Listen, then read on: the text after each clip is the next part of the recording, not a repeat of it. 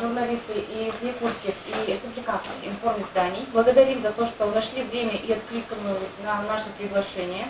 Тема сегодняшней пресс-конференции об итогах деятельности Якутской городской думы за первый год созыва.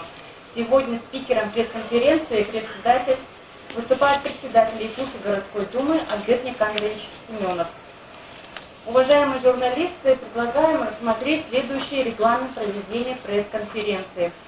Первое – это вступительное слово председателя Якутской городской думы Семенову Альберту Никандровичу до 10 минут, вопросы журналистов до 1 минуты, ответы спикера до 3 минут. Так как мы ограничены во времени, поскольку здесь будет проведение в данном зале другого мероприятия, и чтобы все успели задать свои вопросы, предлагаю определить количество вопросов каждому журналисту не более 2.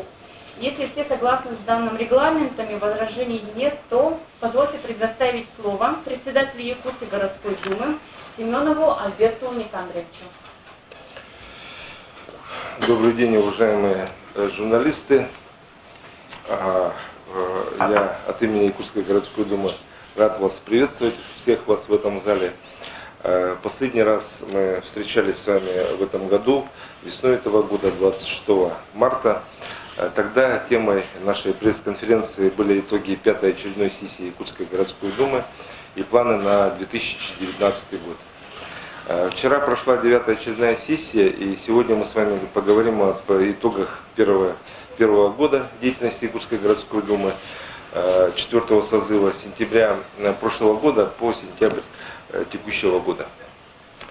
Вкратце напомню, что 9 сентября 2018 года был избран 4-й созыв депутатского корпуса в количестве 29 депутатов. 15 депутатов были избраны по одномандатным округам, 14 депутатов были избраны по партийным спискам. За год работы 4-го созыва Якутская городская дума провела 9 сессионных заседаний, на которых было принято 99 решений. Из них 62 по планам работы Якутской городской думы на 2018-2019 годы. Деятельность Якутской городской думы и постоянной комиссии строилась в соответствии с квартальным планом работы. План работы городской думы формировался на базе предложений, внесенных председателем Якутской городской думы, заместителями председателя, постоянными комиссиями, депутатами Якутской городской думы, также главой городского округа города Якутск, заместителями главы и структурными подразделениями окружной администрации города Якутска. Наиболее важные нормативно-правовые акты, принятые Якутской городской думой в 2018-2019 году этого 4-го созыва. Об утверждении стратегии социально-экономического развития городского округа города Якутск на период до 2032 года в новой редакции. Решением Якутской городской думы актуализирована стратегия социально-экономического развития городского округа города Якутск на период до 2032 года во исполнении указа президента Российской Федерации Владимира Владимировича Путина и также указа главы Республики Саха-Якутия под номером 2 от 27 сентября 2018 года об экологическом благополучии Республики Саха-Якутия. Указ президента Российской Федерации касался национальных целей, стратегических задач развития Российской Федерации на период до 2024 года. Также можно выделить как наиболее важный нормативно-правовой акт, который мы принимали, это, конечно же, вопросы, связанные с бюджетом городского округа города Якутск. В течение года в утвержденный бюджет города было внесено 4 изменения и дополнения. При этом стоит отметить, что бюджет 2019 года сохранил свои основные параметры и социальную ориентированность.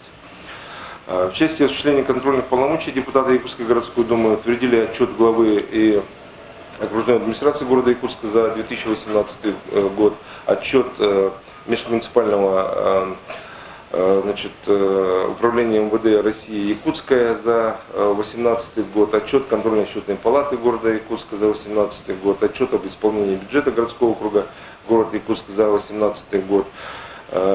Также рассматривались вопросы о проекте закона Республики Саха-Якутия в порядке законодательной инициативы Якутской городской думы о внесении изменений в Кодекс Республики Саха-Якутия об административных правонарушениях, о внесении изменений в положение об установлении ставок земельного налога, порядка и сроков уплаты земельного налога на территории городского округа города Якутска, утвержденное постановлением городского собрания депутатов города Якутска 25 октября 2005 года.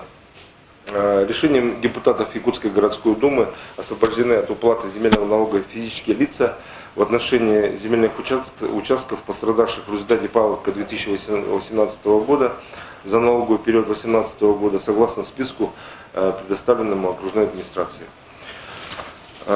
Также были рассмотрены вопросы об утверждении положения о взаимодействии Якутской городской думы и окружной администрации города Якутска в новой редакции, ну и другие вопросы.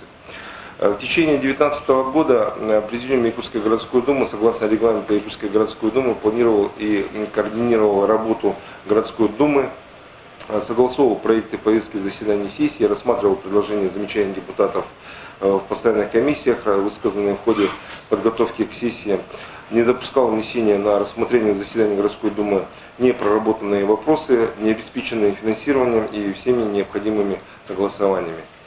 Одним из полномочий Президиума Якутской городской думы является утверждение отчетов и планов работы 9 постоянных комиссий Якутской городской думы.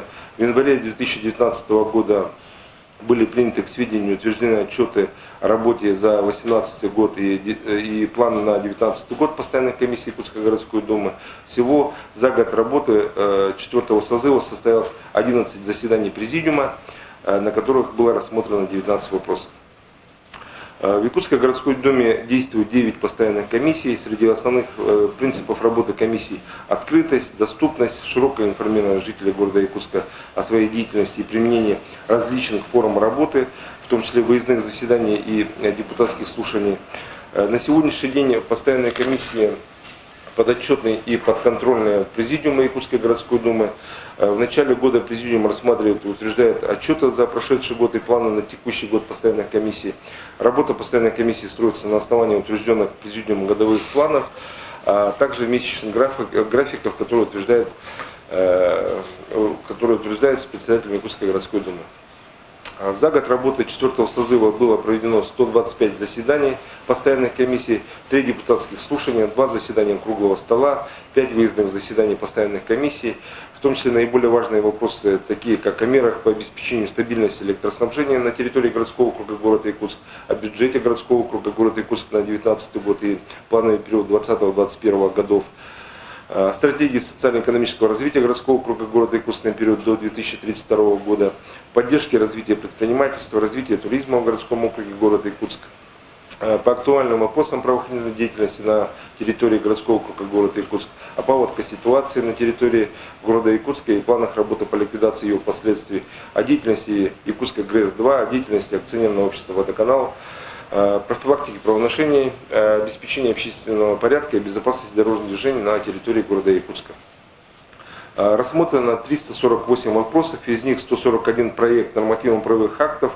Остальные вопросы касались осуществления контрольных функций, рассмотрения обращений граждан и общих вопросов по курируемой сфере деятельности. В рамках осуществления контрольных полномочий постоянными комиссиями были рассмотрены следующие основные вопросы. Отчет о деятельности главы городского округа города Якутска, окружной администрации города Якутска за 2018 год. По итогам рассмотрения отчет был согласован профильной комиссией и утвержден на заседании сессии Якутской городской думы. Отчет об исполнении бюджета города Якутска за 2018 год. Комиссии по бюджетно-экономической политике было поручено актуализировать индикативные показатели муниципальных программ, а также учесть замечания, изложенные в экспертном заключении контрольно-счетной палаты города Якутска. Отчет об исполнении бюджета был утвержден на заседании сессии Якутской городской думы в марте 2019 года. В рамках рассмотрения вопросов, связанных с деятельностью контрольно-счетной палаты города Якутска, постоянной комиссии по бюджетно-экономической политике был одобрен отчет о деятельности контрольно-счетной палаты за 2018 год. В течение года рассматривались вопросы об исполнении муниципальных ведомственных целевых программ, в том числе по вопросам достижения утвержденных целевых индикаторов. Также были заслушаны информация о деятельности за 2018 год и планы на 2019 год о работе структурных подразделений окружной администрации города Якутска, учреждений и организаций на территории города Якутска, которые осуществляют свою деятельность. Каждая профильная комиссия в соответствии со своей компетенцией рассмотрела поступающие в адрес Якутской городской думы бюджетные заявки от физических и юридических лиц, от депутатов Якутской городской думы, структурных подразделений окружной администрации города. Все контрольные вопросы были переданы в постоянную комиссию по бюджетной и экономической политике. Итогом проведения работы стал единогласно утвержденный Якутской городской думой основной финансовый документ бюджет города Якутска на 2019 год и плановый период 2020-2021 годов. В целях увеличения доходной части бюджета города Якутска комиссия по бюджетно-экономической политике рассматривала вопросы, касающиеся исполнения плана налоговых и неналоговых поступлений в бюджет, инвентаризации земельных участков. И в конце своего выступления отмечу, что мы стараемся строить свою работу максимально открыто и прозрачно. Приглашаем все средства массовой информации принимать участие в заседаниях постоянной комиссии, в том числе выездных, а также объективно и достоверно освещать работу депутатского корпуса Якутской городской думы. Уважаемые журналисты, если у вас есть вопросы по теме выступления, то я готов на них ответить. Уважаемые коллеги, если есть вопросы, вы можете их задать. Напомню, что по регламенту вопрос до 1 минуты, ответы спикера до 3 минут. Еще раз напомню, что если вы успели все задать свои вопросы, не будет 2 вопросов каждому. Спасибо. Можно уже задавать вопросы. Представьтесь, пожалуйста, перед тем, как задать вопросы. Верненько точка взаимодействия. Один вопрос простой. Вчера был в Иркутской области на наводнении был президент Российской Федерации.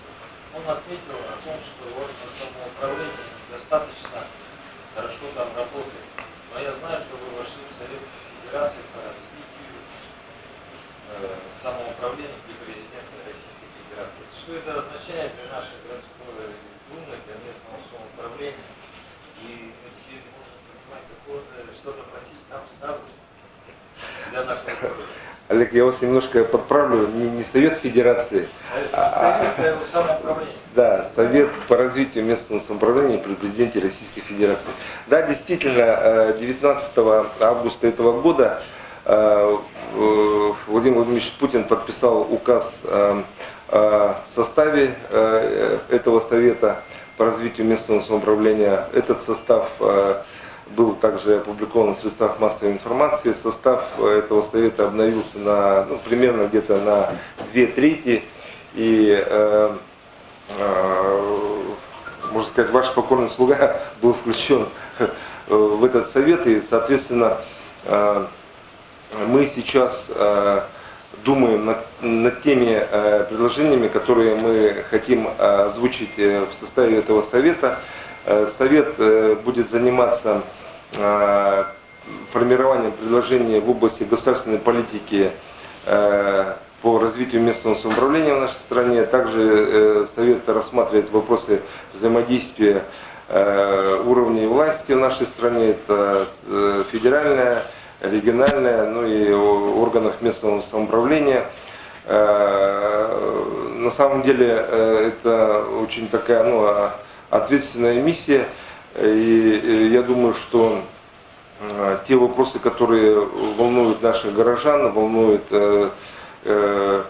жителей нашей республики в области местного самоуправления, мы будем формировать и озвучивать на этом совете, и надеемся, мы найдем там пути решения тех вопросов, которые будут ставить перед нами жители нашего города и нашей республики. Совет, в принципе, очень такой представительный. Туда входят зампреды правительства, руководитель, заместитель руководителя администрации президента, губернаторы, мэры городов. Президиум возглавляет Дмитрий Анатольевич Медведев, председательствует сам Владимир Владимирович Путин. Поэтому я думаю, что те вопросы, которые, скажем так, проблемные, злободневные, первоочередные, мы будем их все анализировать. Может быть, мы создадим какой-то там у себя экспертный совет для того, чтобы саккумулировать те предложения, которые на сегодняшний день актуальны, и, соответственно, уже выносить их на федеральный уровень с тем, чтобы там их обсуждать и вносить предложения в Совет по местному самоуправлению при президенте Российской Федерации. Я думаю, что это работа для нас, ну, скажем, и ответственна, но и в то же время мы очень надеемся, что нас там услышат. Скажите, а вот как вообще вы оцениваете бюджет и вообще на что бы хотелось бы выделять? Ну, что касается бюджета, то здесь вот я немножко цифры подготовил для вас, да. Если позволите, я вам могу конкретно озвучить. Значит, вчера на заседании 9-й очередной сессии Якутской городской думы было принято решение о уточнении бюджета, значит, на 2019 год. Дефицит бюджета у нас составил 695 тысяч рублей или 8,6% от объема собственных доходов бюджета в рамках Бюджетного кодекса Российской Федерации. Дефицит остается у нас в рамках 10% в соответствии с бюджетным законодательством. Общий объем доходов составил более 17 миллиардов рублей, в том числе объем налоговых и неналоговых доходов в сумме чуть больше 8 миллиардов. И 9 миллиардов рублей – это безвозмездные поступления. Я хочу также отметить, что общий объем расходов бюджета города составил 18 миллиардов рублей. Ни для кого не секрет, что с начала 2019 года идет усиленная работа по оптимизации расходной части бюджета. Но городская дума совместно с окружной администрацией, благодаря слаженной работе, приложила все усилия, чтобы оставить бюджет города на уровне прошлого года. На заседаниях постоянной комиссии депутатский корпус уделяет особое внимание всем нашим муниципальным программам в сфере развития образования, обеспечения жильем населения, строительства дорог, а также в области жилищно-коммунального хозяйства. Мы также при принятии бюджета 2019 года приняли протокольные рекомендации окружной администрации направить экономию от торгов на самые важные отрасли. В итоге, по предложению Якутской городской думы, экономия была направлена на отрасль ЖКХ, более 10 миллионов, тем самым нам удалось восполнить необходимое финансирование по линии жилищно-коммунального хозяйства. Также сэкономленные средства были направлены на отрасль социальной сферы, это более 22 миллионов. В целом экономия от торгов составила 56 миллионов рублей. Можно сказать, что бюджет города у нас является социально ориентированным, поскольку в первую очередь при формировании бюджета депутаты, как избранные населением города Якутска, ставят в приоритет вопросы жителей. К примеру, в 2019 году на финансирование программы развития образования городского округа города Якутск на 18-22 годы было заложено 9 миллиардов рублей.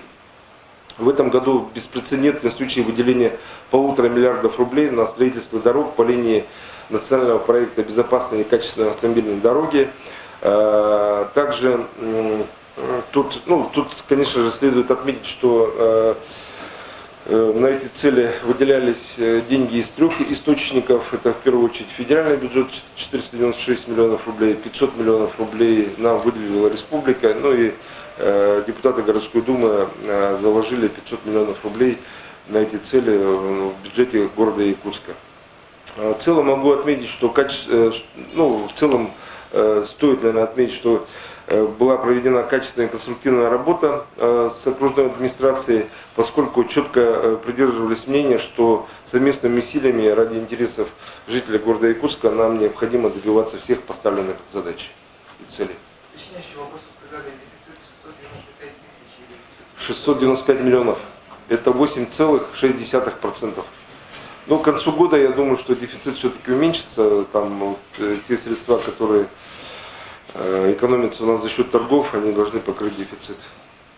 Олег Иванович, в пятницу в интервью Якутскому вечернему мэр сказал о том, что возможно ликвидировать КСП, сейчас законодательство позволяет КСП Якутскому передать еще полномочия на республиканский уровень, КСП республики. Это ее мысли пока, Светлана Владимировна, или есть какие-то конкретные предложения, может быть, вы рассматриваете? Ну и ваше личное мнение, возможно ли ликвидировать контроль счет на палату республики? Ну, вы знаете, вопрос на самом деле очень серьезный. Я понимаю, прекрасно понимаю стремление главы города экономить, оптимизировать бюджет города Якутска, да.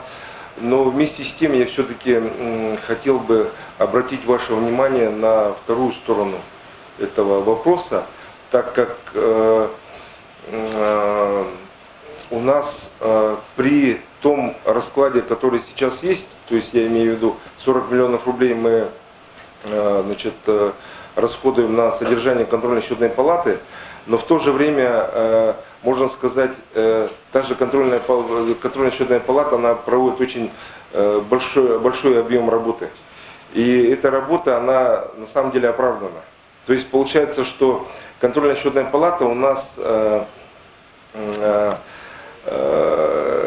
при том раскладе, что она получает 40 миллионов из бюджета, она экономит, можно сказать, миллиард рублей, да, ну я условно говорю, там сумма была, вот мне справку контрольно-счетная палата давала, и там сумма была где-то около 850 миллионов рублей, они нашли на эту сумму нарушений, начиная с 2016 года по 2019 год. Вот. Также было передано больше 10 дел в правоохранительные структуры. То есть на самом деле я хочу сказать, что работа контрольно-счетной палаты, она полезна и нужна.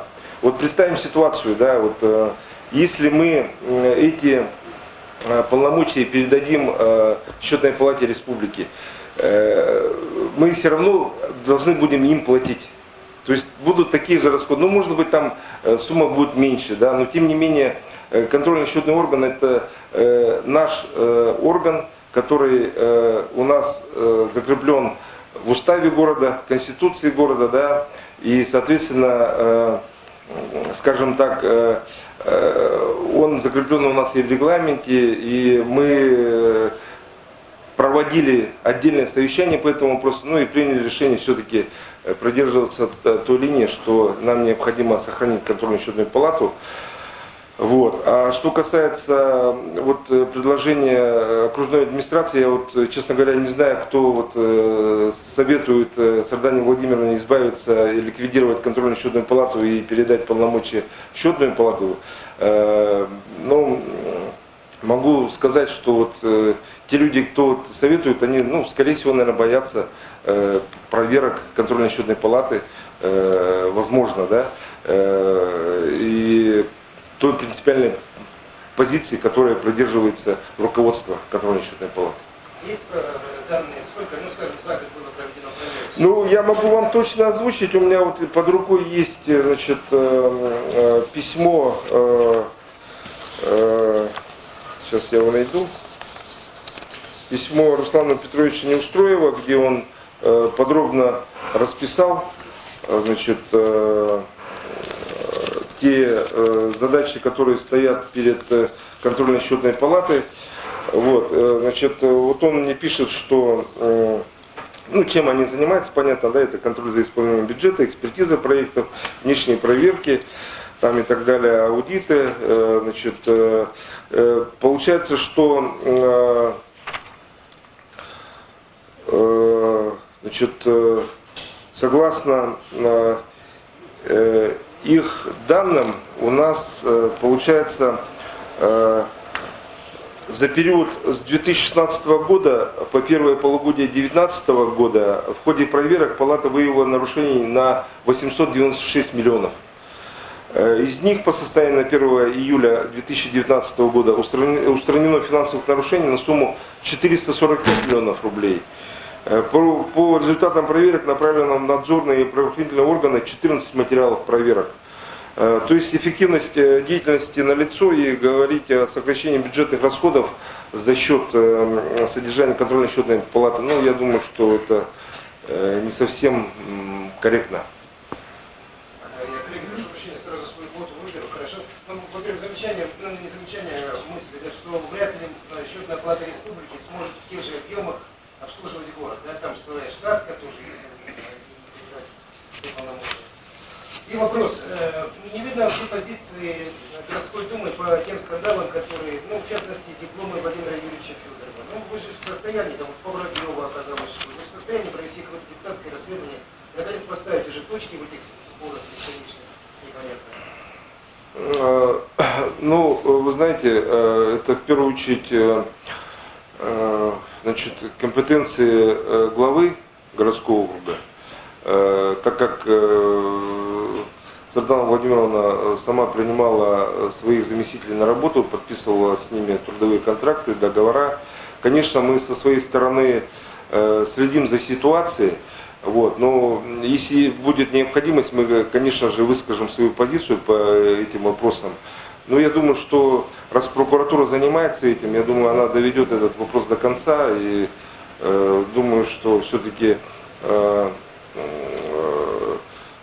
протест прокуратуры должен привести к логическому решению данного вопроса. Уважаемые коллеги, пожалуйста, напоминаю, что у каждого журналиста не более 2 вопросов. Есть вопросы еще раз других? Денис Адамов, Никитенко. Александр Николаевич, вопрос по последним событиям, связанным с блоком сервиса. Первый, два вопроса. Первый касается на короткой встрече депутата, коллега Александр Яковлев, задал вопрос по поводу мандата Андрея Лебедева, о том, что давайте мы, коллеги, посмотрим вопрос о решении его полномочий. Сейчас мы будем уголовное дело, он не является фигурантом, но тем не менее в отношении предприятия, которое он возглавлял, данное расследование сейчас уже ведется. Поэтому такой вопрос: будет ли в ближайшее время Дума поднимать вопрос о решении депутатских полномочий Андрея Лебедева? Это первый вопрос. Ну, Денис, я вот считаю, что вопрос немножко некорректный в том плане, что Андрей Викторович у нас является действующим депутатом. И могу сказать, что у нас в стране еще никто не отменял презумпцию невиновности. И только по решению суда, когда обвинительный приговор вступит в силу, мы можем что-то говорить.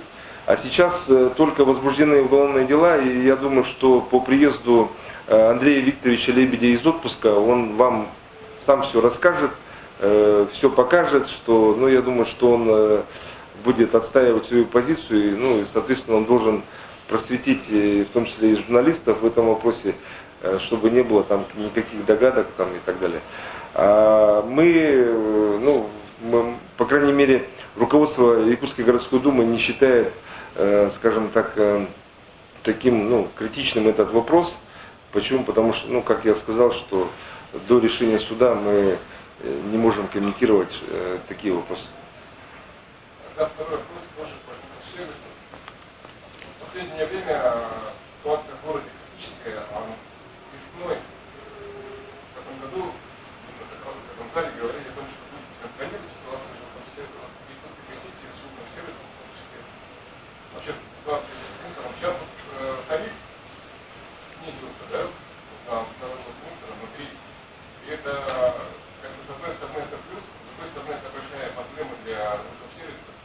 Сейчас просто у него просто не будет денег, чтобы возить мусор, и все красители не вывозят. Депутат какой-то есть какая-то позиция по вопросу с красителями, по тому, как они в городе работают, что вообще происходит и какой выход из ситуации. Потому что выделять бюджетные деньги на вывоз мусора, это уже может быть признано незаконным. А с другой стороны, сервис вынужден подбирать мусор вместо своих сети, которые просто в городе не работают. Мы, конечно же, как депутаты обязаны держать этот вопрос на контроле, мы его держим. Дело в том, что, вы сами прекрасно понимаете, что с этого года у нас в стране идет мусорная реформа. Изменились законы в этой части, и согласно этих законов, полномочия по утилизацию, по хранению, по вывозу мусора были переданы региональным операторам. коими является у нас Якутск Экосити, ну, в центральной зоне, значит, нашей республики. Вот, я сейчас говорю только о городе Якутске. И, соответственно, к сожалению, здесь ну, приходится констатировать такие факты, что ну, не совсем у нас гладко это все проходит. Вы прекрасно можете наблюдать, значит, по городу Якутску переполненные мусорные баки там и так далее. Поэтому мы, конечно же, эти вопросы ставим и перед главой, и перед Министерством ЖКХ. Почему? Потому что согласно того же федерального закона у нас в городе Якутске, то есть муниципальная власть, она ну, по сути должна отвечать по трем позициям. Это выбор мест, значит, где будут устанавливаться мусоросборники, да, соответственно, значит, вот эти вот, скажем, полномочия, они не позволяют в полной мере заниматься и выделять напрямую деньги из бюджета. Почему? Потому что, значит, у нас вот этим вопросом должен заниматься как раз-таки региональный оператор. Вот. Но вместе с тем мы понимаем, что 49% в этой компании принадлежит нашему предприятию городскому Жилкомсервис. Конечно, тут возникла очень масса вопросов, можно сказать, да, и в том числе у правоохранительных структур. Я сам узнаю из СМИ, что там было возбуждено 2 уголовных дела. И сейчас, как вы знаете, поменялось там руководство в этих компаниях. Я думаю, что ну, ситуация в ближайшем будущем должна измениться в лучшую сторону. Нам необходимо вот это все дело упорядочить. Как вы сами сказали, значит, тариф на вывоз мусора будет скорректирован в сторону уменьшения. Оттуда будет убрана инвестиционная составляющая, которая позволит ну, снизить те тарифы, которые сейчас у нас существуют. Также могу сказать, что Министерство ЖКХ вплотную занимается этим вопросом. И также этим вопросом у нас занимается, вот недавно прошло совещание у Ильдархана Василия Сергеевича Николаева. Я думаю, что ну, нам необходимо в ближайшем будущем, конечно же, разрулить эту ситуацию, чтобы ну, город не превратился в большую, скажем, в большое сборище мусора. То есть вы, когда предложений у вас нет там по каким образом быстро должны. Ну, Денис, у нас нет таких полномочий по закону. По федеральному закону полномочий у города, вот я как сказал, это вот мы можем там определить, где должны стоять эти мусоросборники и все, по сути. Вот. Мы можем отвечать только в рамках того, что вот у нас в городе, значит,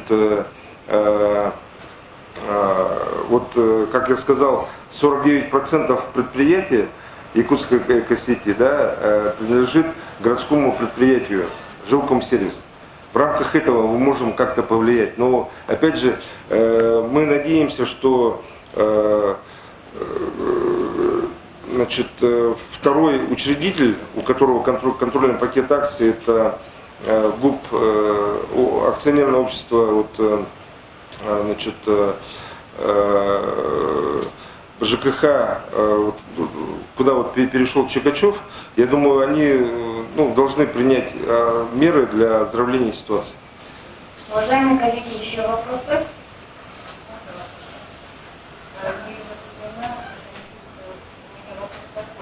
А за счет каких источников был изыскан дополнительно 1 миллиард рублей в бюджет города? Ну, там источники,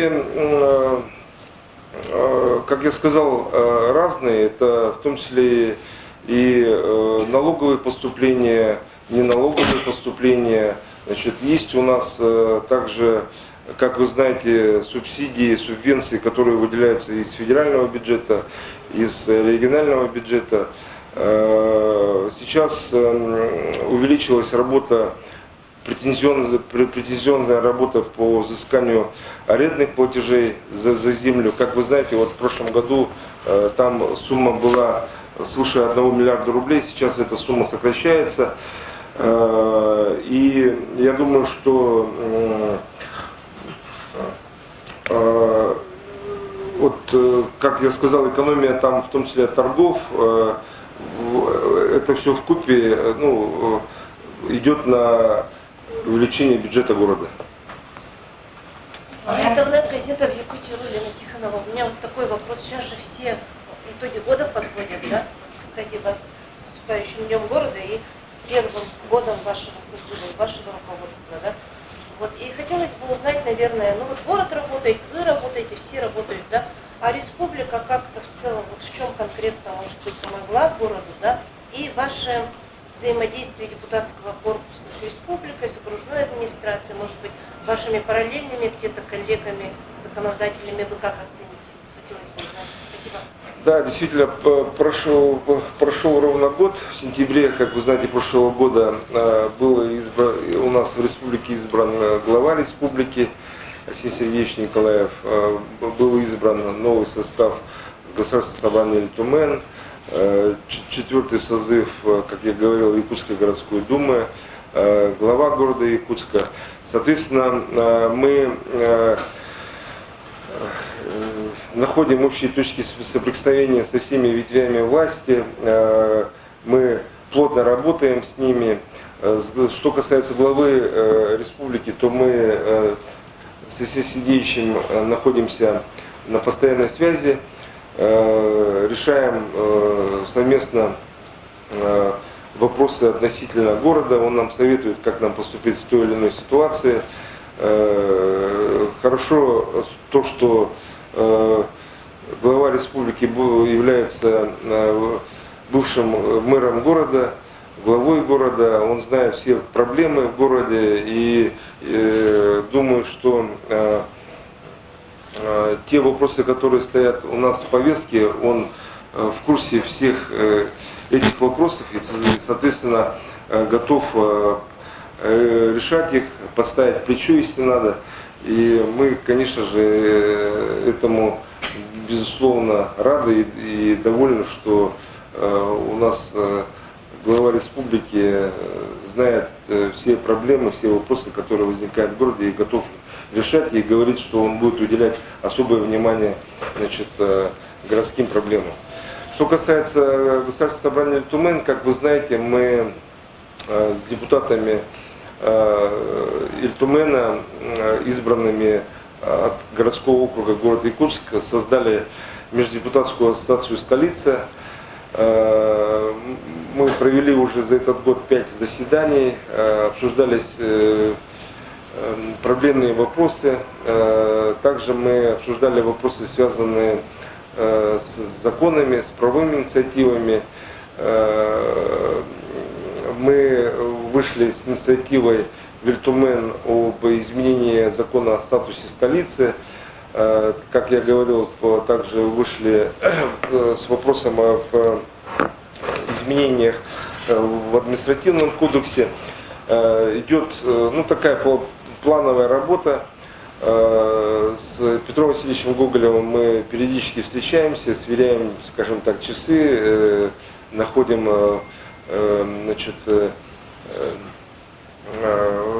скажем, те вопросы, которые волнуют прежде всего наших избирателей, значит, находим пути решения этих вопросов. Также могу сказать, что у нас налажена конструктивная работа с главой города Якутска, с окружной администрацией. И мы вместе сообща решаем те вопросы, которые стоят сейчас перед городом Якутском.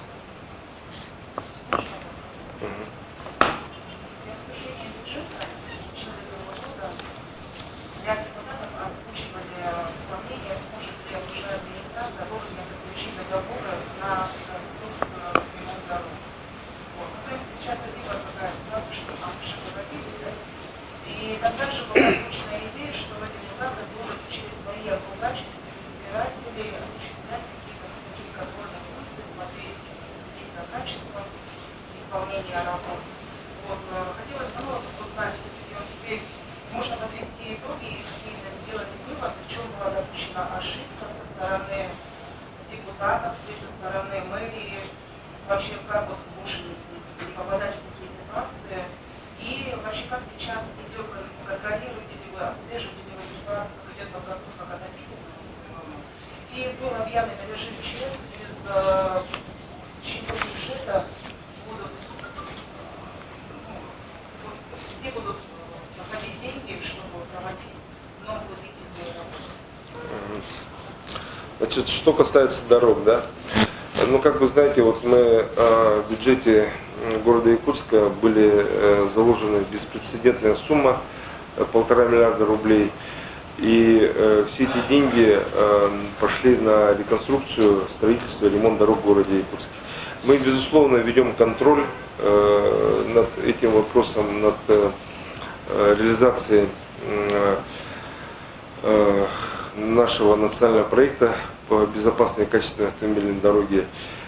Проводим рейды, выезды на места. Конечно, там была небольшая загвоздка с финансированием. Ну, все это было из-за того, что ну, там в свое время приходили протесты с прокуратуры, там значит, необходимо было пересматривать, перекраивать бюджет, но в итоге значит, сумма устояла, мы приняли 1,5 миллиарда рублей, утвердили ее, и сейчас можно сказать, что ну, мы надеемся, что работы должны быть завершены в срок. Вот. Что касается финансирования, конечно, нам на будущее надо будет учесть такой факт, что чем позже мы утверждаем значит, бюджет на вот эти виды работ, тем позже начинаются работы. Поэтому нам необходимо уже с прицелом вот смотреть на будущий год. Пораньше все это нам необходимо утвердить, чтобы торги шли пораньше и, соответственно, работы будут идти значит, с весны, начиная с весны, а не как вот в этом году с лета этого года.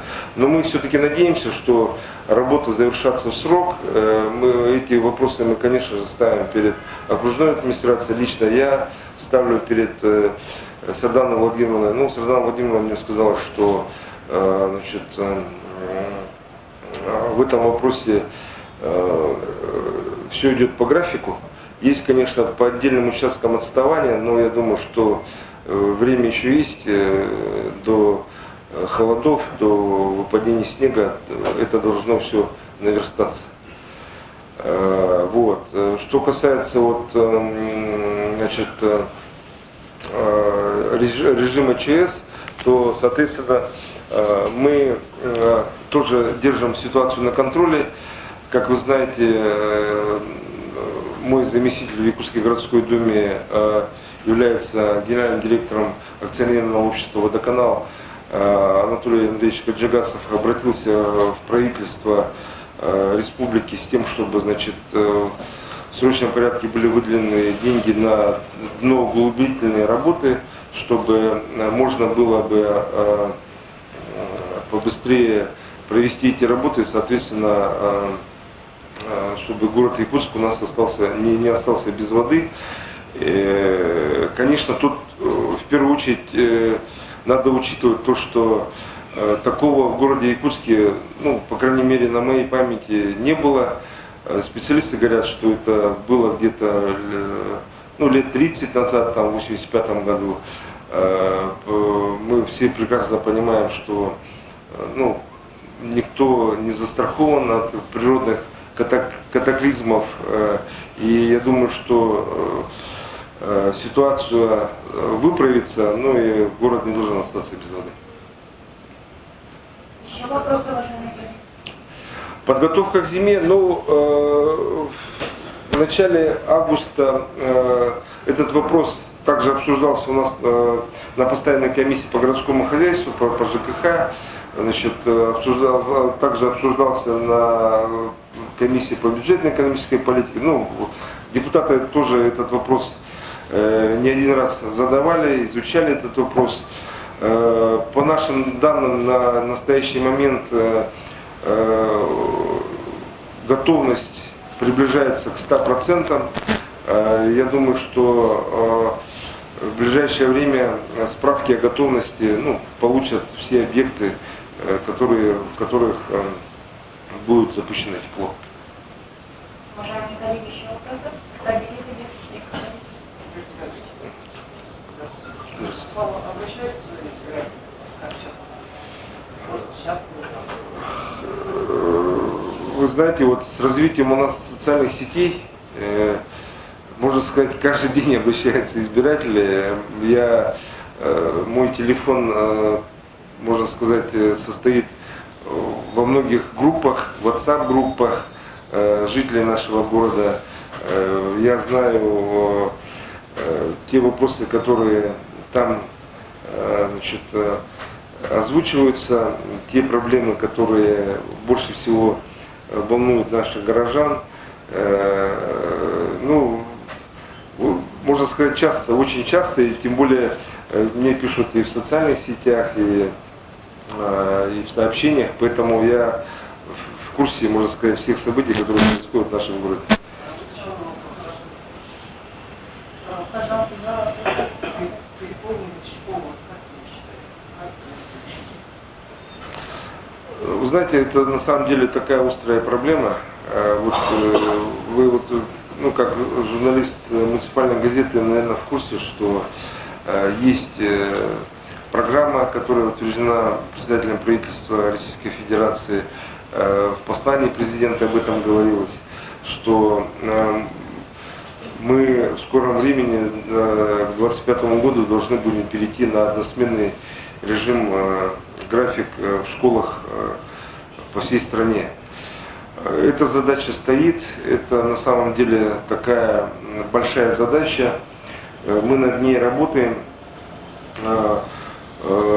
Школ на самом деле у нас сейчас не хватает, но могу сказать, что руководство республики, города решает этот вопрос. Как вы знаете, у нас с 2015 года действует программа по государственно-частному партнерству, где уже, можно сказать, достраиваются все социальные объекты. Осталось ввести в строй 3 объекта. Основные объекты, последний объект был введен позавчера, имеется в виду те, которые из области образования, я имею в виду 6-ю школу, которая находится у нас на ДСК. Все школьные и дошкольные учреждения, за исключением одного детсада, на 203-м квартале введены в строй. Сейчас проводится работа по документам, по лицензиям. И вы знаете, что у нас в городе Якутске одних только первоклассников позавчера, в первый класс пошли 5500 детей. У нас увеличивается миграция, у нас, можно сказать, улучшается ситуация с демографической политикой. Нам, конечно же, крайне необходимо будет закладывать в бюджете деньги для строительства как школ, так и дошкольных учреждений. Эта проблема стоит, задачи поставлены, нам необходимо будет их решать. И если понадобится, я в том числе эти вопросы буду вынужден озвучивать уже в Совете при президенте Российской Федерации по местному самоуправлению, так как это на самом деле такой очень важный для нас вопрос, и по которому мы плотно работаем. Уважаемые коллеги, у нас осталось совсем мало времени. Пожалуйста, буквально 2 последних вопроса. Вот о проблемах города. Вот к нам обращались в начале лета, и это наши читатели, с вопросом о том, что детские сады закрываются, но все время на ремонт, и дети буквально остаются на улице.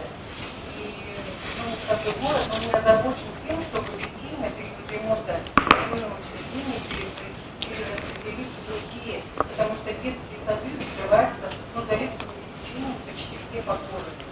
Вот вы не считаете, что городская дума вопросом тоже должна как-то озаботиться? Вы знаете, этим вопросом у нас очень плотно занимается мой первый заместитель Евсикова Евдокия Ивановна. Она очень долгое время проработала у нас заместителем мэра по социальным вопросам. И нынче летом были проведены много выездов в летние лагеря. Вопрос вы ставите правильно. Вот. И я думаю, что мы этот вопрос возьмем на заметку и обязательно рассмотрим на наших постоянных комиссиях. Последний вопрос, пожалуйста, коллеги. Елена. Ага, в Якутии РУ. Отслеживаем, мониторим информацию, которая выходит в прессе о качестве, может быть, даже дисциплине и каких-то, может быть, моральных моментах в работе депутатов из городома. Такой вопрос. По Чернуху было немало информации, то, что он как бы председатель же вашей бюджетной комиссии, он защищает свои интересы, может быть, даже там нарушения у него были, ваше мнение по данному поводу хотелось узнать. И про Бежаняна я весной еще спрашивала, и всегда его всю жизнь пишу, обожаю его, как у него тоже есть информация, что-то его не видно, не слышно, Спасибо. По Артаку Самойловичу я могу сказать, что буквально вчера мы с ним разговаривали по этому вопросу на перерывах между нашими заседаниями на сессии Якутской городской думы. Он меня заверил, что он будет ходить на постоянные комиссии. Кстати говоря, он не пропускает у нас сессии Якутской городской думы, посещает. Но мы сейчас посмотрим статистику. Если там у нас будут сложности с кворумом, мы, конечно же, попросим его выйти из комиссии для того, чтобы у нас не было проблем с кворумом. Что касается депутата Черных Сергея Викторовича, понимаете, у нас депутаты, они работают на своих, скажем, постоянных должностях, им тоже необходимо работать, содержать свои семьи, свои предприятия, выплачивать зарплату работникам, платить налоги. Как вы знаете, на освобожденной основе, на постоянной основе в Якутской городской думе работает только у нас 2 депутата, это председатель и первый заместитель. Все остальные депутаты у нас работают не на постоянной основе, поэтому скажу так, что ту работу, которую он проводит, то это обыкновенная хозяйственная деятельность, и я, по крайней мере, я не вижу никаких там проблем. Конечно, там у него возникли там вопросы по строительству заправки. Я думаю, что все это должно решаться в правовом поле. Я думаю, что Сергей Викторович, если там у него отозвали решение на строительство, должен, наверное, подать в суд, решить вопрос, скажем, в цивилизованном таком режиме. И, соответственно, суд поставит точку, кто был прав, кто был неправ. Уважаемые коллеги, еще раз благодарим вас за то, что вы приняли участие на нашей пресс-конференции. Спасибо, что уделили время. Всего доброго. Спасибо. Спасибо.